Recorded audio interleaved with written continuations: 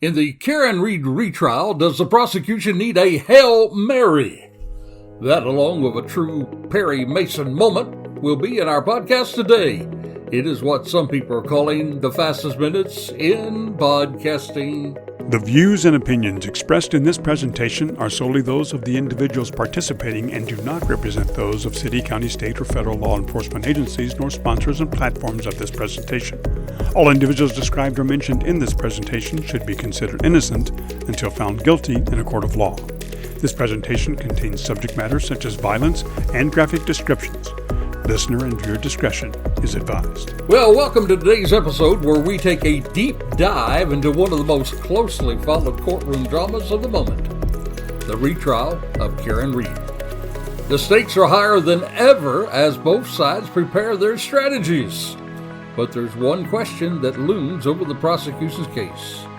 Does it have enough strength to withstand this second trial? Or does it need a legal Hail Mary to secure a conviction? We're going to talk about that and a whole lot more on today's program. But first, a little bit of housekeeping. Love for you to reach out with a shout out. You can reach me, Charlie Crimebuster, at gmail.com. You can make suggestions about other episodes. You can ask questions about some of these episodes. You can even lodge objections. There is a safe place for you to do so.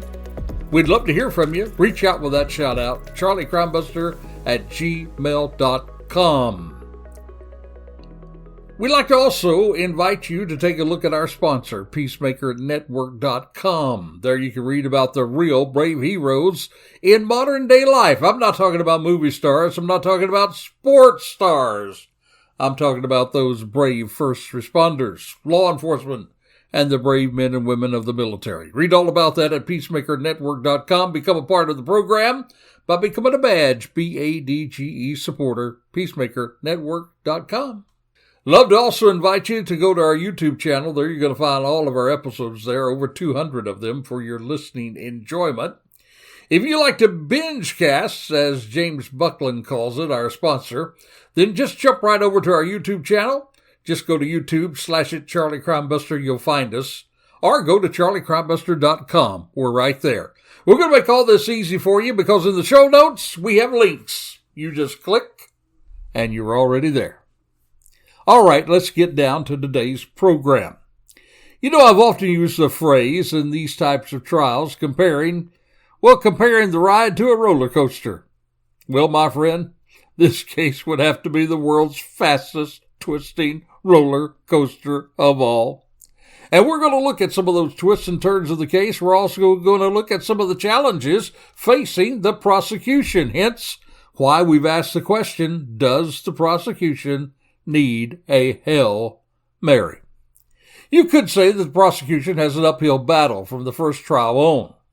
You see, the defense had poked all sorts of holes in their case, to the point that they may really need a Hail Mary this time to get it out.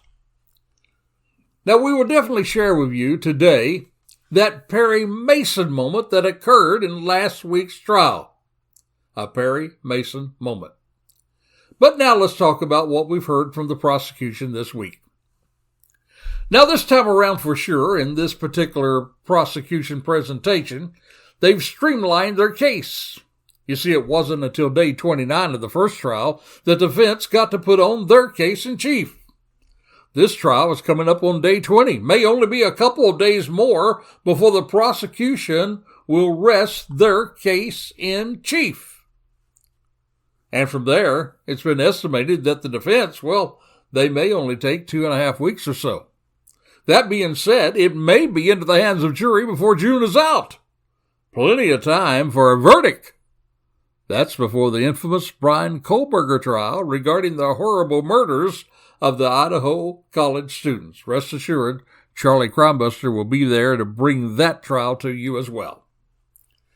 But now let's get back to Karen Reed's re-murder trial. Even though the prosecution has been streamlining their presentation, for instance, they've not called all the people that were in the house that night after the party was held, after the bar party, to the house where John and Karen were invited to attend. Now, the prosecution again says that Karen hit John O'Keefe that night after she dropped him off. Defense says, nope. Basically, he was never hit by a vehicle. He was beat up instead. So the last trial, person after person testified. Those people that were in that house were talking about that Karen and John went to after the bar. Well, surprisingly, all those people that testified the first trial that were in the house, well, Brennan's not going that route in this presentation. Instead, his opening statement boomed out the words that he alleged came from Karen Reed. Those words, I hit him. I hit him. And on top of that, in this case, well, he's played video clips of Karen Reed talking to the press, cherry-picking those moments that ties his case to the point. In other words, trying to make her look really bad in the eyes of the jury. He did call Jen McCabe to state that John never came into the house. Interesting enough, Jen McCabe, the sister-in-law of the owner of the house, the same owner that did not come out that morning when a fellow officer was lying on the lawn there in front of his house. The same guy who got rid of his phone one day before a letter was going to be presented that they needed their phone. The same guy that sold the house that he lived in for a loss. The same guy that refloored the basement. Yep, that same guy that got rid of the dog. Remember, the defense says those wounds on John O'Keefe came from a dog. Well, he got rid of his dog. All of that, he called Jen McCabe. And she did say that she did not text how's long to die in the code at 2:27 in the morning. He even brings an expert to state that the reason the phone showed the text at 2:27 in the morning was that was the moment a search tab was open. And she used the same search tab, not at 2:27 in the morning, but at 6-something in the morning instead. You say what difference it makes? It makes a big difference. If she did it earlier, she knew that John O'Keefe was on the lawn. That would boost the defense theory that John O'Keefe was beat up, not that he was hit by a car. Something else he has not brought to the stand, the prosecution, Brennan, has not brought to the stand Brian Higgins.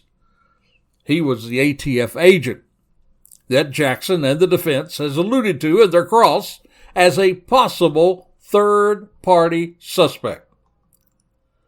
But by far, I think the strongest part of his case has been his focus on so-called actual evidence. The busted taillight of Karen Reed, her car. The report of finding pieces of that taillight in the yard where O'Keefe was found and mingled in the clothes of O'Keefe. You see, while all of this on the surface could sound like a slam dunk for the prosecution, well, Alan Jackson's team in their cross-examination, well, it has many thinking that the defense has already proven reasonable doubt, and they've not even yet put their own case in chief. You can imagine, and you can see plainly, that Brennan now plans to finish his own case in chief in a very strong way. It's easy to see that with his last few witnesses. Now, I think, particularly this last week, we have seen one of the best witnesses that Brennan has brought to the stand. Dr. Isaac Wolf, by the way, from down here in Florida land, South Florida. He was a Harvard man. Pay attention to what I say about that. He was a Harvard man. You're going to get the meaning a little later on. He was a very strong witness. I think one of the best. He's no doubt one of the best at what he does. And he was brought to the stand to testify that O'Keefe's injury was consistent with a fall backward. He even testified that the tearing of his skin in the back of his head was in that fashion. And he says, you could even look it up, it was a classic blunt trauma injury.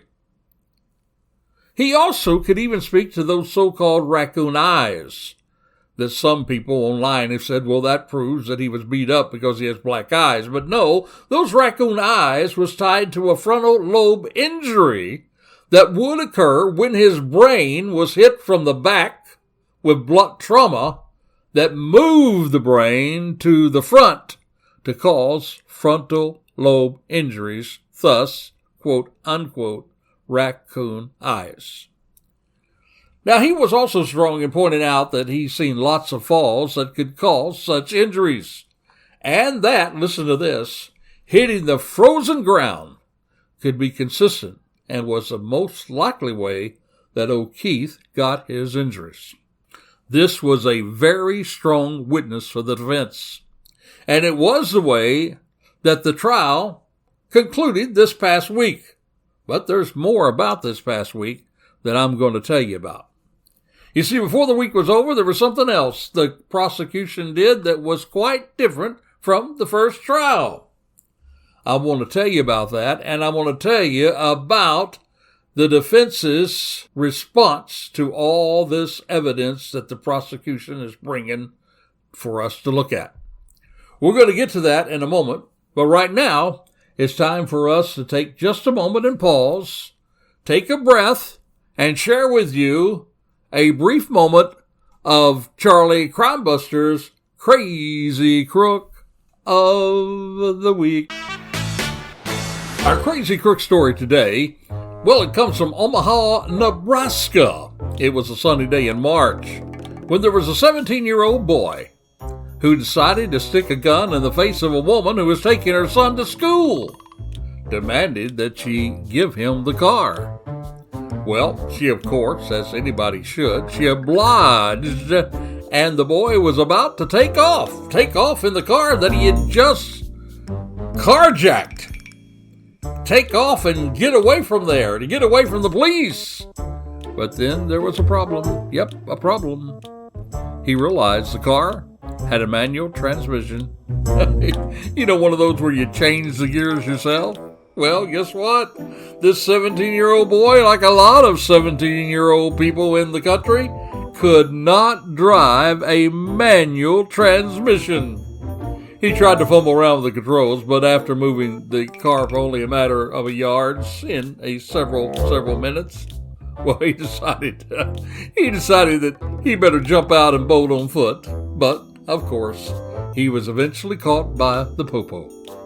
So this idiot, this 17-year-old idiot, this crazy crook who thought he could carjack a car and take off and get away, and yet could not drive a manual transmission, is indeed Charlie Crimebuster's Crazy Crook of the Week. So now let's take a look at where we are in the trial. There was a Perry Mason moment that we absolutely must cover that in today's podcast. You'll get it. Hang in there. So what are some of the new strategies that the prosecution is now employing? Well, one was to replace Trooper Proctor as their accident construction expert. You see, Trooper Paul was pretty well demolished with Jackson's cross-examination in the last trial. And all of this, as it was unfolding, it became very apparent that there was a need to show that an accident actually occurred, and that, my friend, is paramount to their success. So what do? Is they bring someone in to replace Trooper Paul in the last trial. Now, if you were not a part of the first trial, let me share with you some of the missteps of Trooper Paul in the first trial. His testimony faced significant scrutiny. One of the most notable issues was the perceived lack of consistency in his statements. They were highlighting contradictions that came out in cross-examination. There was a way that the evidence was handled that was called into questions. Allegations, that pretty well suggested that procedure, it just went out the window with this investigation, and it may have compromised the integrity of that investigation. Another point of contention was Trooper Paul's reliance upon circumstantial evidence. That left gaps in the prosecution's timeline that the defense really exploited. Now, his inability, I think by far, to provide answers during cross-examination, it really eroded confidence in his role as an expert witness. It did indeed cast doubt on the prosecution's ability to present a cohesive and convincing case. Example of this, when he was asked, according to his theory, if it happened that way, then how did John O'Keefe's phone end up where it found? His reply? It just did. It just did. That's not what you want to hear an expert say. So now, they're bringing in new witnesses to offset Trooper Paul. One such witness was a guy by the name of Shannon Burgess. He was called as an expert on the vehicle and phone data from the digital forensics from a company called Aperture. Now, his testimony and an adjusted amended report that he did would help bolster the timeline that the prosecution is using to put forward the theory that O'Keefe was hit by Karen's vehicle. Now, let's take a moment to share with you how the defense has handled this information so far from the prosecutor and how a Perry Mason moment evolved from the trial this week. And all of this, by the way, does say to me the prosecution needs a Hail Mary. Now, it appears to me that in just about every witness called to the stand up to this point, well, they have scored points for the defense reasonable doubt case. For instance, they were able to discredit the trooper that was standing in for Trooper Proctor. Sergeant Yuri Buhinick, who was, by the way, Proctor's supervisor, they mainly tried to tie him to the disgraced Michael Proctor, who was fired by the way he handled the investigation. That is Michael Proctor. Buhinick, I believe, picked the wrong hill to die on, and it undermined his own credibility. Even though the prosecution did not call Michael Proctor to the stand, the Proctor factor became the elephant in the room, spreading cancer all over this case. Even though the state crime lab came off professional, the fact that Proctor gathered the evidence and he showed bias in the investigation, even if you remember from the first trial said that he wished that Karen Reed would kill herself, well, that, I believe, tainted evidence that was collected by him in the defense. You see, at least the defense showed to the jury, and I believe did that through cross-examination, even before they put on their case, that Proctor did have opportunity to plant evidence, whether he did or he did not. Whether you believe he did or whether you believe he did not, it has been proven that he had opportunity to plant that evidence.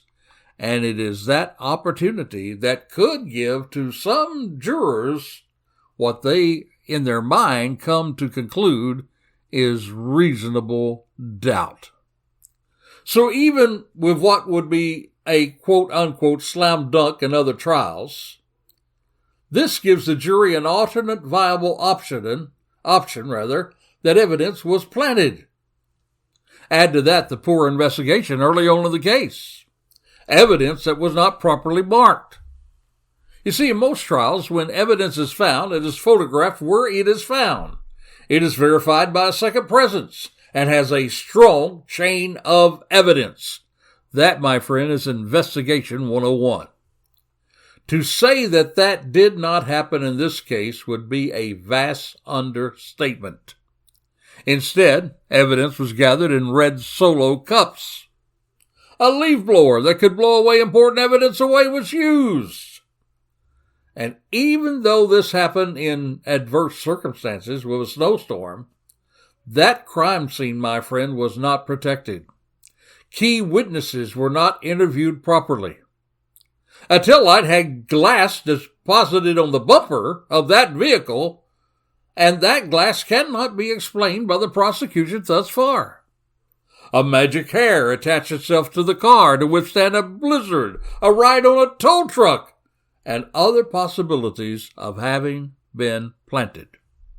On top of all that, a dog, which the prosecution say that caused the injury to John O'Keefe's arm, that dog was rehomed, and there's some suspicious activity. Cell phones were destroyed, among other things, by the people in that house that night. And despite, as the prosecution alleges, this guy, John O'Keefe, this cop, this wonderful man, who was lying on the lawn that night, according to the prosecution, lying there over 6 foot tall, 6'3" tall, lying on a lawn in the middle of the night. None of the 10 people that exited the house saw him lying on the ground. You see, now most of this has been revealed by the defense, even in the prosecution's case in chief. This is even before the defense has an opportunity to bring their case to the jurors. And perhaps the most damaging testimony this past week, the medical examiner, who says that the manner of death is undetermined, even after investigators tried to convince her that it was a homicide. She would not budge. And now it comes to the most important part: accident reconstruction. The prosecution says he was hit by Karen's car. The defense says no impact with the vehicle occurred. The first new witness is Shannon Burgess, who I told you about from the company there. The first thing the prosecution must correct is the timeline. You see, the previous timeline did not compute. It did not give enough time for Karen to hit John O'Keefe and then to be tied to the Wi-Fi at O'Keefe's home, where it showed her first attaching there at 12:36 a.m. You see, that did not give her enough time to hit him when they said he was hit.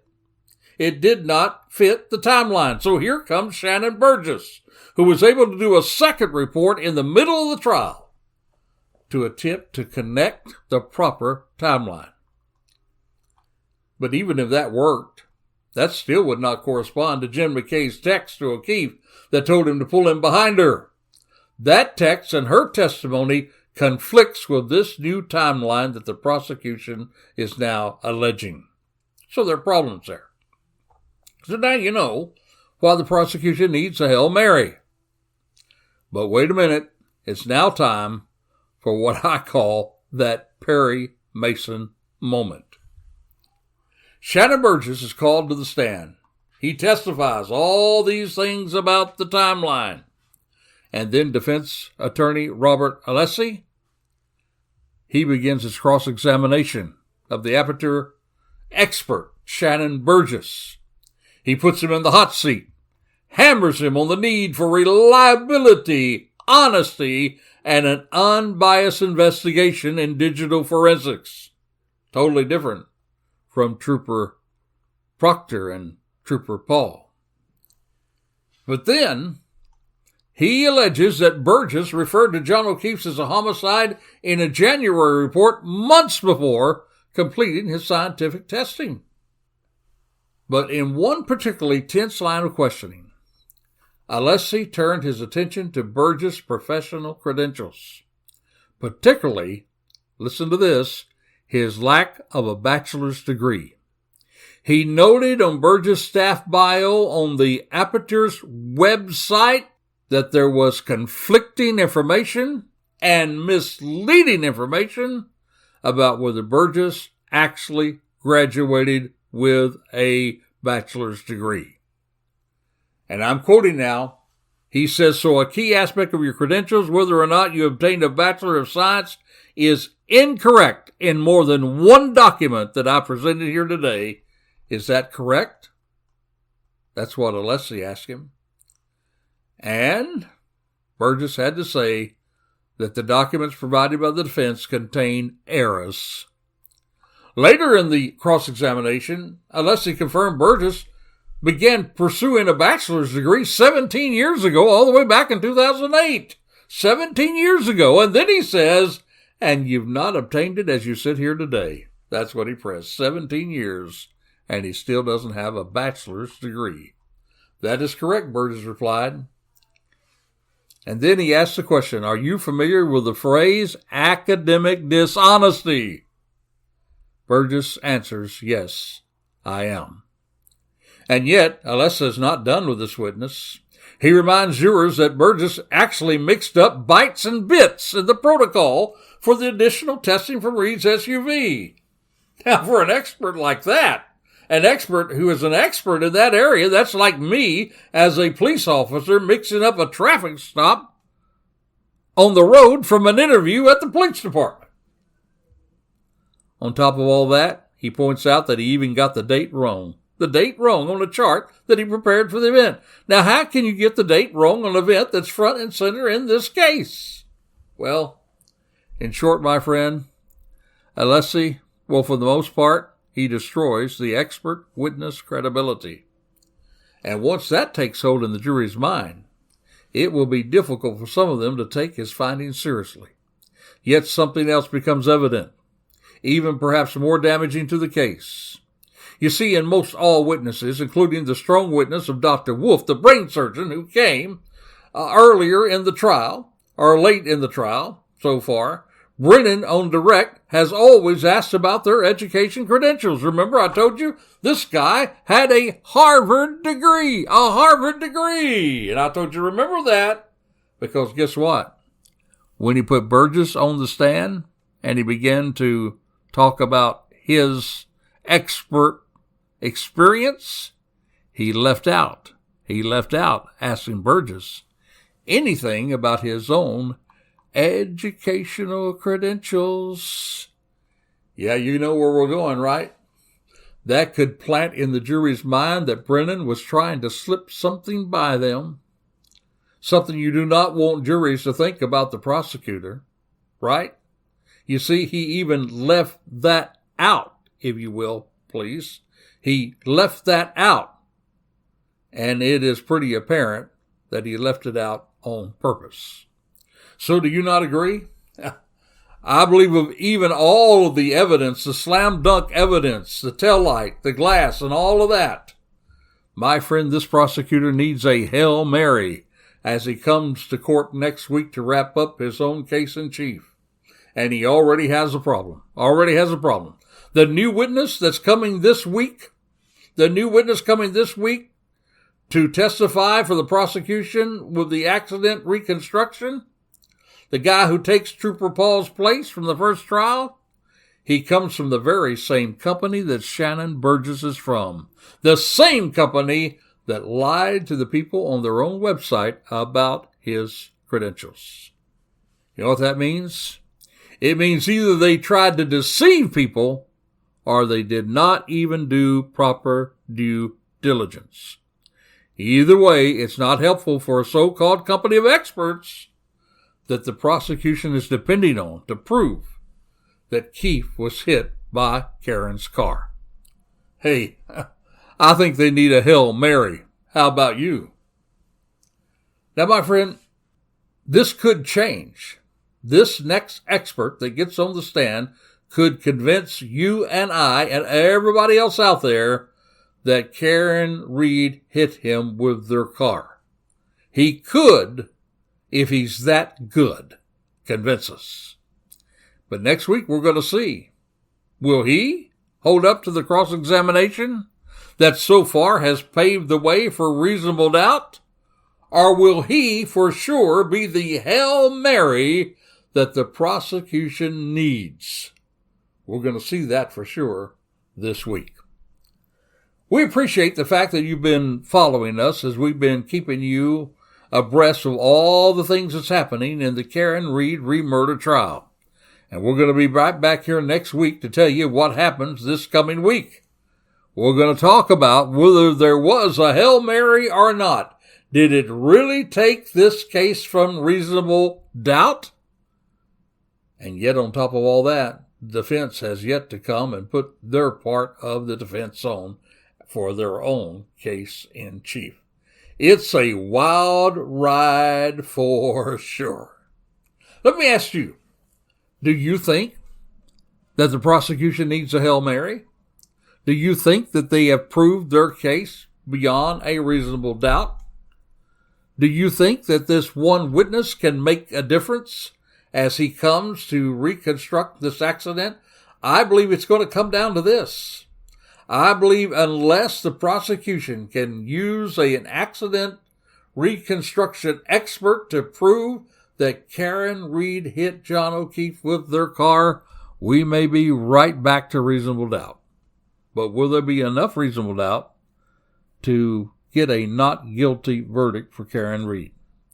That's yet to be seen. It's an exciting trial for sure.